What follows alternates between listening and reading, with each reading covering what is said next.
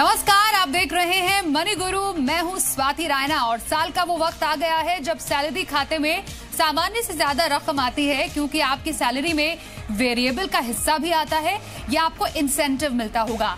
आप एक मुश्त आने वाले पैसे का सही इस्तेमाल कहां करें और कहां निवेश से आपको इंसेंटिव के पैसों से भी इंसेंटिव मिल जाए। आज मनी गुरु के इस खास एपिसोड में हम बताएंगे निवेश के वो मंत्र जहां पर इक्विटी से जोखिम तो कम होगा लेकिन रिटर्न फिक्स डिपॉजिट से ज्यादा मिल सकता है। साथ ही आप टैक्स छूट का फायदा भी उठा पाएंगे। हम बात कर रहे हैं फिक्स्ड मैच्योरिटी प्लान यानी FMP की, और इसी पर चर्चा के लिए हमारे साथ मौजूद हैं जाने माने फाइनेंशियल प्लानर आनंद राठी वेल्थ मैनेजमेंट के फिरोज अजीज। फिरोज, बहुत स्वागत है आपका आज के मनी गुरु के इस खास एपिसोड में। आज हमारे साथ जुड़ने के लिए फिरोज से बात करते हैं और साथ ही कुछ दर्शकों के सवाल भी शामिल करेंगे, लेकिन सबसे पहले कुछ जानकारी आपको दे देते हैं। आखिर क्या है फिक्स्ड मैच्योरिटी प्लान, ये आपको बताएं। Fixed maturity plan close ended mutual fund scheme होती है। एक निश्चित अवधि तक इसमें निवेश की सुविधा आपके लिए है। पैसों का डेट सिक्योरिटीज में इसके तहत निवेश होता है। साथ ही बैंक FD से ज्यादा हालांकि इसमें जोखिम होता है। जो कन्वेंशनल मेथड्स होते हैं आपके पैसे रखने के, गारंटेड ब्याज का इसमें भरोसा नहीं है। वहीं close ended mutual fund scheme है जिसको फिक्स्ड मैच्योरिटी प्लान कहते हैं। ये हमने आपको इसके बारे में बताया। फिक्स्ड मैच्योरिटी प्लान और साथ ही FD फिक्स्ड डिपॉजिट, क्या अंतर है इसमें? क्लोज एंडेड म्यूचुअल फंड है FMP फिक्स्ड डिपॉजिट, इसमें कभी भी निवेश आप कर सकते हैं। वहीं कुछ और जो इनमें डिफरेंस है वो जानिए। जोखिम FMP में कम है लेकिन फिक्स्ड डिपॉजिट में कोई जोखिम ही नहीं है। कुछ और जो अंतर FMP और FD में होते हैं वो ये है कि FMP में गारंटेड ब्याज का भरोसा नहीं है, वहीं FD में गारंटेड ब्याज आपको मिल जाता है। 3 साल निवेश पर आपका टैक्स बचेगा। फिक्स मैच्योरिटी प्लान्स में, फिक्स डिपॉजिट में टैक्स का आपको कोई फायदा नहीं होगा। वही इंडेक्सेशन का बेनिफिट आपको फिक्स मैच्योरिटी प्लान में मिलता है, वही इंडेक्सेशन का फायदा आपको फिक्स डिपॉजिट में नहीं मिलता है। वही fix deposit fix maturity plan में प्री मैच्योरिटी पर आपको चार्ज लगता है, लेकिन FD में प्री मैच्योरिटी पर आपको कोई चार्ज देना नहीं पड़ता है। तो ये कुछ बारीकियां हैं जो कि हम आपको बता रहे हैं। मौजूदा FMP प्लान कौन से हैं? जैसे कि HDFC FMP की बात करें तो अवधि इसकी 1112 दिन की है और 1 साल का रिटर्न इसमें 7.23% तक देखा गया है। कोटक FMP की बात करें तो 1100 दिन की इसकी अवधि है और 7.63% का इसमें 1 साल का रिटर्न देखा गया है। वहीं UTI फिक्स्ड इनकम प्लान जो है 1098 दिन की इसकी अवधि है और 8.8% का 1 साल का इसमें रिटर्न देखा गया है। तो मौजूदा फिक्स्ड मैच्योरिटी प्लान की हमने बात की है यहाँ पर। तो क्या फायदे हैं फिक्स मैच्योरिटी प्लान के? कम जोखिम वाला निवेश, FD के मुकाबले अच्छा रिटर्न। इसके फायदे बता रहे हैं आपको। निवेशकों को टैक्स छूट इससे मिलती है। साथ ही 30% टैक्स के दायरे में आने वालों को इससे ज्यादा फायदा होगा। इक्विटी म्यूचुअल फंड्स के मुकाबले ये सुरक्षित माना जाता है। वहीं इक्विटी म्यूचुअल फंड्स की तुलना में इसमें खर्च भी कम आता है। इंडेक्सेशन का बेनिफिट आपको FMP में जरूर मिलता है। कम जोखिम वाला निवेश विकल्प FMP है। ये हमने आपको और बताया कि FD के मुकाबले इसमें अच्छा रिटर्न भी मिलता है। चलिए, कुछ फायदे हैं हमारे साथ क्योंकि फिरोज अजीज भी हैं, तो हमने जो कुछ बेनिफिट दिखाए फिरोज FMP वर्सेस FD, यही इसको बहुत ज्यादा आकर्षक बनाता है। मतलब एक जो निवेशक है FD की जगह अगर FMP में पैसे डाले वो ज्यादा समझदारी होगी। आई थिंक मेरे हिसाब से बहुत इंपॉर्टेंट है समझना कि आपके जो जोखिम रिस्क लो रिस्क इन्वेस्टमेंट्स हैं उसमें पहले से रिटर्न कम है आपकी, तो टैक्स एफिशिएंसी एक इंपॉर्टेंट पहलू होता है। टैक्स अगर आपने ज्यादा भरा आपके लो जोखिम के इन्वेस्टमेंट में जिसमें ऑलरेडी रिटर्न कम है, जैसे फिक्स डिपॉजिट्स होती हैं उसमें रिटर्न भी कम होती है, आपकी टैक्स सबसे ज्यादा होती है। तो फिक्स मैच्योरिटी प्लान्स पॉइंट 1 एक बहुत अच्छी आइडिया है। पॉइंट 2, इसमें जो टैक्स एफिशिएंसी जो मिलती है उसके जैसे स्वाति जी ने कहा कि इंडेक्सेशन मिलती है। पॉइंट 1 आपको कैपिटल गेन के तौर पे मिलता है और आपको इंटरेस्ट इनकम के द्वारा पे नहीं करना पड़ता है। आपको 3 साल की टोटल रिटर्न एंड में भरनी पड़ती है। तो आपको हर साल अगर आपने जैसे उदाहरण के तौर पे 3 FMPs जो इलस्ट्रेट किए थे, कोटक, UTI, HDFC, ये सब में आपको 1100 दिन बाद मतलब 3 साल बाद आपको टैक्स देना है। हर साल टैक्स नहीं देना है, कुल मिला के देना है। लास्टली ऑफ कोर्स इसमें रिटर्न्स गारंटीड नहीं होती हैं, बट वेरिएशन आज तक 1000 से ज्यादा भी एफएमपीज म्यूचुअल फंड इंडस्ट्री में मैच्योर हो चुकी हैं और हर एफएमपी में जो रिटर्न की जो वेरिएशन आई बहुत कम से कम आई। जैसे आपने रिटर्न्स देखे 7.3 से 8.8, इनकी जो रिटर्न एक्सपेक्टेशंस होती हैं गारंटीड नहीं होती हैं, बट इनकी वेरिएबिलिटी 0.1 0.2% से ज्यादा चेंज नहीं होता है, तो रिस्क बहुत कम है, टैक्स एफिशिएंसी मैक्सिमम है। So big thumbs up to larger monies to be invested in debt. I think it's definitely a very very good idea. Firoz, एक और बात बताइए, निवेश कैसे कर सकते हैं? फिक्स मैच्योरिटी प्लान्स में एनएफओ के जरिए निवेश कर सकते हैं या सेकेंडरी मार्केट में भी निवेश का इसमें ऑप्शन है? देखिए, अब क्लोज्ड एंडेड फंड होती हैं, फिक्स्ड मैच्योरिटी प्लान्स, जैसे नाम दर्शाता है कि एक फिक्स्ड मैच्योरिटी की टाइम होती है, तो ओपन होती हैं, थोड़े दिन के लिए 10-15 दिन के लिए पैसे कलेक्ट करती हैं, फिर 3 साल तक वो लॉक इन रखती हैं। फॉर एग्जांपल 1 साल, 2 साल, 3 साल, तो बीच में कोई नया निवेशक एंटर नहीं कर सकता है प्राइमरी मार्केट के द्वारा। जैसे आपने स्वाति ने कहा, आपने सवाल पूछा कि सेकेंडरी मार्केट से एंट्री कर सकते हैं। आपको अगर बीच राह में एक एफएमपी खरीदनी है जो ऑलरेडी चल रही है, तो आपको मार्केट से किसी से, आपको बेचने वाले से उसको खरीदना पड़ेगा। म्यूचुअल फंड की कंपनी नई यूनिट्स एफएमपी की इशू नहीं करती है, एक बार अगर वो दौर 15 दिन का खत्म हो जाता है। So fix maturity plans have a limited collection period and a fix maturity. उसके बाद अगर आपको खरीदने का मन करे तो आपको सेकेंडरी मार्केट में खरीदना चाहिए, but I think secondary market इतनी लिक्विड नहीं है। प्राइमरी मार्केट में एफएमपीज हर महीने 3, 5, 10 एफएमपीज डिफरेंट एसेट मैनेजमेंट कंपनीज की आती हैं। जैसे स्वाति जी ने आपको उदाहरण के तौर पे 3 बताई थी, तीनों बहुत अच्छी हैं। जैसे यूटीआई की 8.8, you can enter them in the primary market, is the point being made. कुछ और अच्छे एफएमपीज आप दर्शकों को बता सकते हैं फिरोज यहाँ पर? इनका जो है, आई थिंक आपको अगर टैक्स बेनिफिट लेना है तो 3 साल की मिनिमम पीरियड आपको एफएमपी की लेनी चाहिए, क्योंकि अगर आपने 3 साल नहीं लिया, टैक्स के मुताबिक आपको इंडेक्सेशन की बेनिफिट सिर्फ 3 साल कंप्लीट करने पे मिलती है। तो 3 साल की आज के टाइम पे जो चल रही हैं as we speak, I think these are the 3 only good FMPs which you can recommend.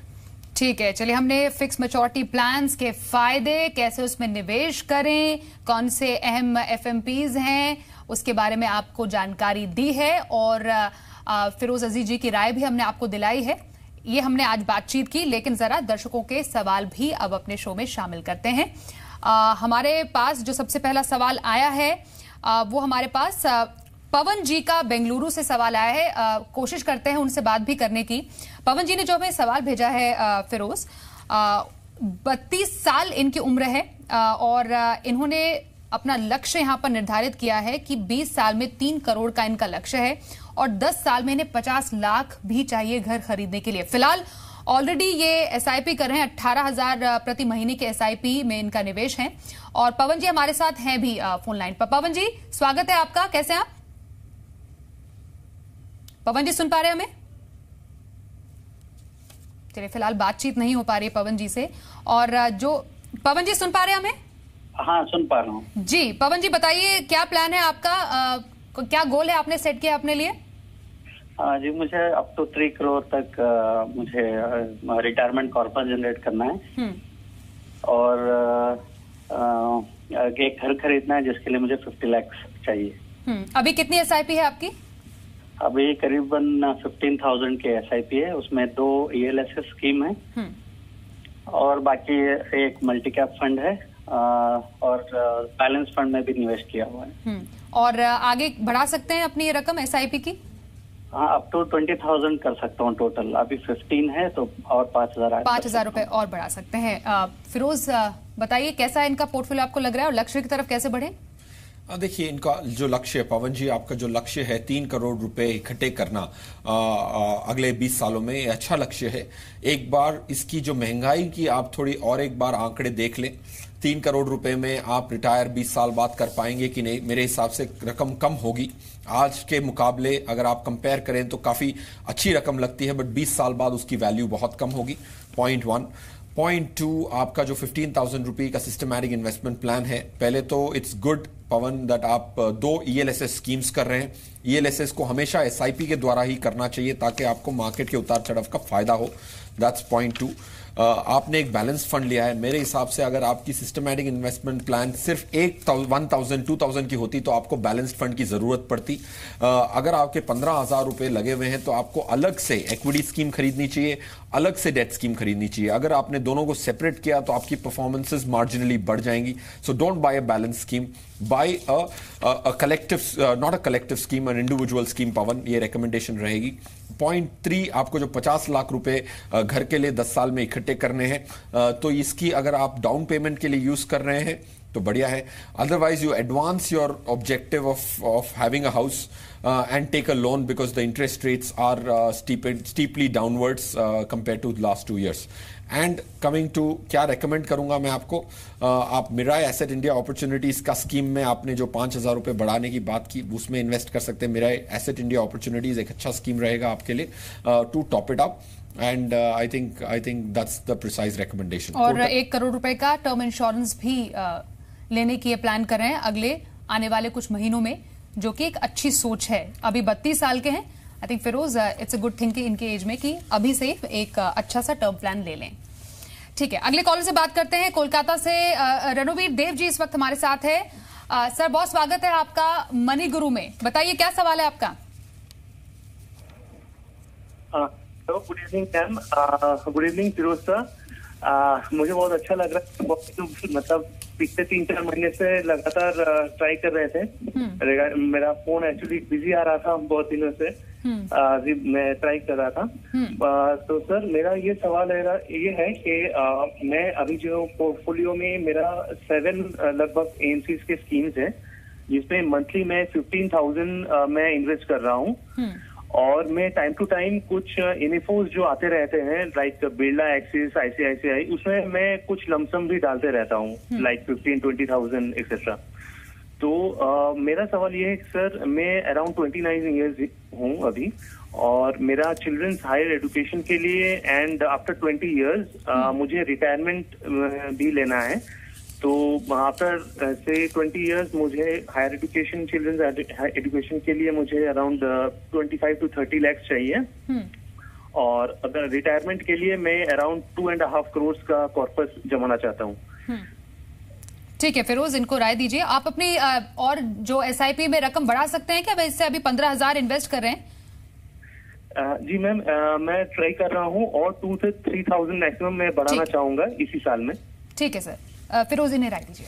हाँ, पॉइंट 1, आपका जो 2.5 करोड़ का लक्ष्य है रघुवीर जी, बिकॉज आपका रिटायरमेंट का 2.5 करोड़ का जो कॉर्पस है वो मेरे हिसाब से काफ़ी नहीं होगा, बिकॉज आप 29 के हैं, आपकी रिटायरमेंट 20-25 साल दूर है। तो प्लीज़ इसको रीलुक करें। ये आज बड़ी रकम लगती है, काफ़ी बार अगर आप देखें पिछले 20 साल में जो इन्फ्लेशन और जो महंगाई बढ़ी है तो उसमें अमाउंट आपकी कॉर्पस ठीक नहीं होंगी। तो I think 30 years from now you will have to accumulate 2.5 से लेके आपको अपस्केल करके उसको 4.5 करोड़ पे लेके जाना पड़ेगा।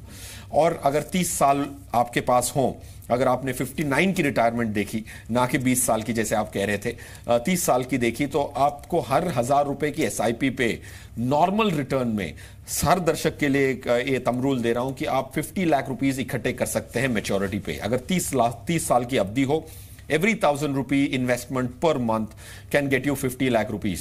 तो आप जो 15,000 रुपए इन्वेस्ट कर रहे हैं, अगर आप देखें और 30 साल तक जारी रखें तो 7.5 करोड़ की इकट्ठी हो सकती है रकम।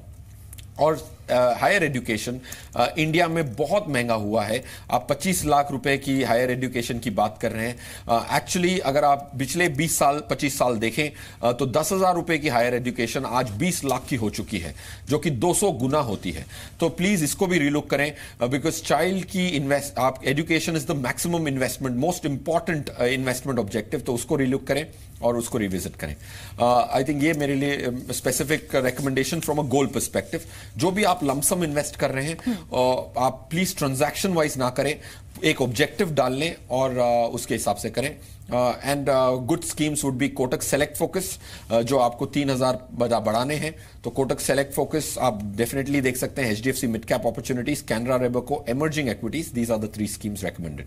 जी चलिए, रणो बेदी जी, आपको राय दे दी है फिरोज अजीज ने। अपने जो पूरा जो आपका पोर्टफोलियो है उसको रिविजिट कीजिए और जो राय दी है उस पर आप ध्यान देकर, अमल देकर आगे बढ़ सकते हैं। अगला कॉलर लेते हैं झांसी से। रोहित पांडे जी इस वक्त हमारे साथ है। रोहित जी, बहुत स्वागत है आपका मनी गुरु में। बताइए कहाँ से आप सर, क्या करते हैं आप और क्या सवाल है आपका?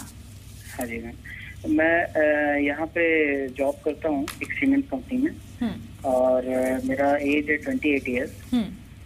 करंटली अभी मैंने 2 SIP की हुई हैं। एक तो ABSL 96 टैक्स रिलीज 96 और दूसरा किया हुआ है एक्सिस लॉन्ग टर्म इक्विटी में।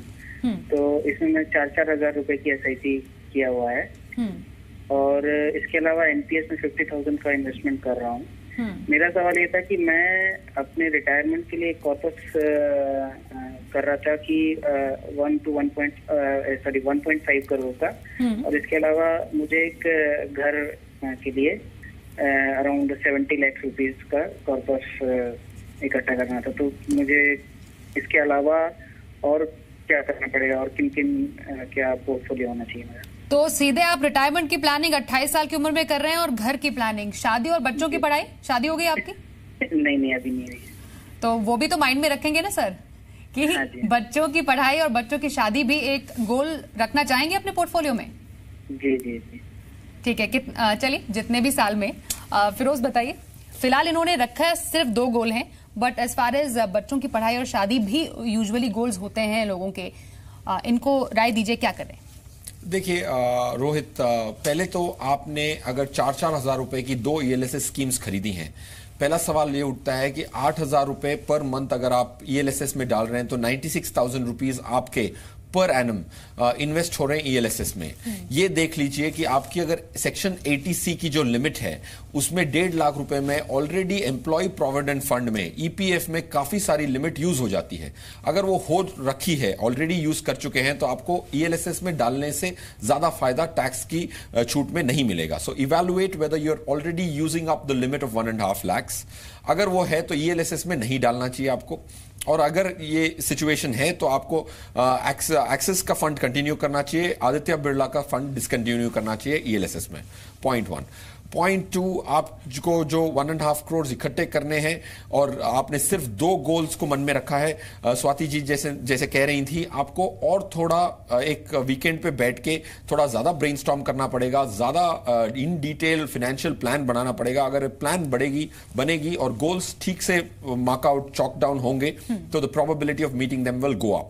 Then coming to what are the schemes I recommend are Mirae Asset India opportunities, HDFC mid cap opportunities। ये दोनों मिड कैप और लार्ज कैप में अच्छी स्कीम्स हैं, इनको आप यूज करें। और आपके जो करंट इन्वेस्टमेंट्स हैं 15 साल में आपको सिर्फ 27 लाख पे ले जा सकते हैं।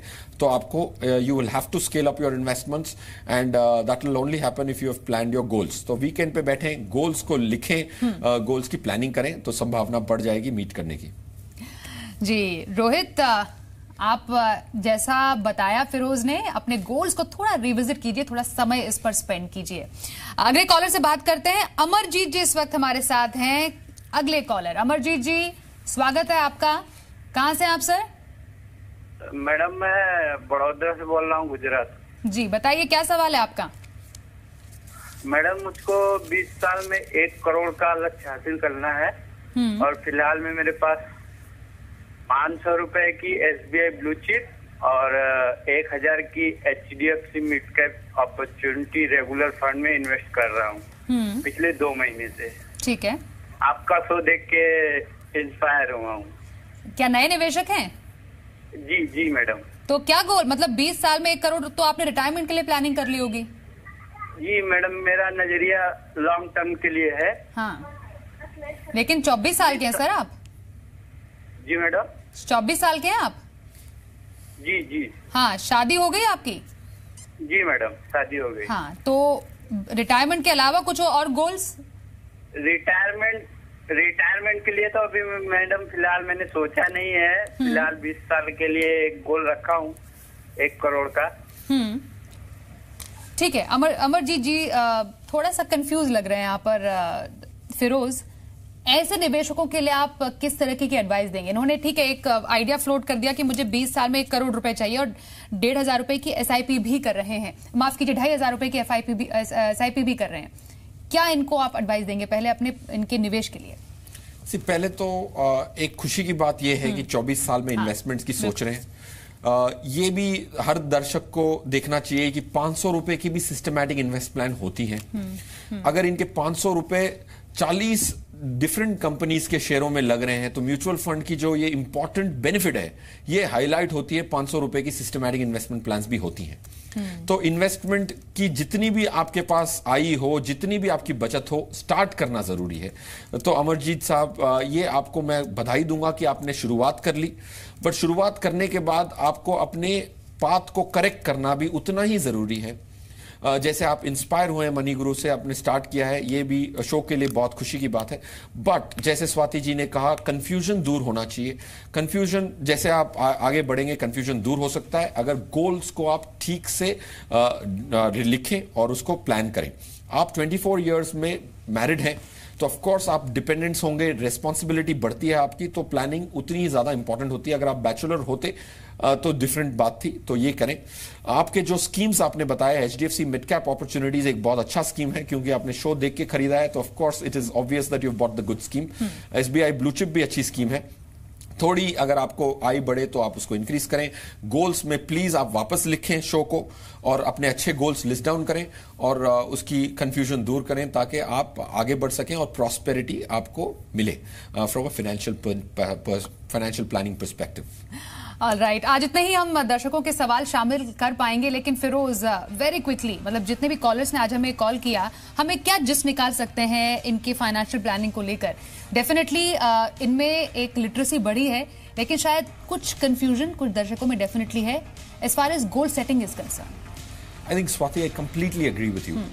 ये बहुत इंपॉर्टेंट है कि एक शुरुआत हो गई है, ये खुशी की बात है। एज भी, अगर हम म्यूचुअल फंड के 6 करोड़ फोलियोज हैं, 2 करोड़ टोटल निवेशक हैं, इनकी जो एवरेज एज हो रही है वो कम हो रही है। इसका मतलब ये है कि जो नए निवेशक आ रहे हैं वो उनकी जागरूकता बढ़ी है और वो एंटर कर रहे हैं। बट अगर आपको इन्वेस्टमेंट सही दिशा में ले जाना है तो आपको डेस्टिनेशन की प्लानिंग करनी पड़ेगी।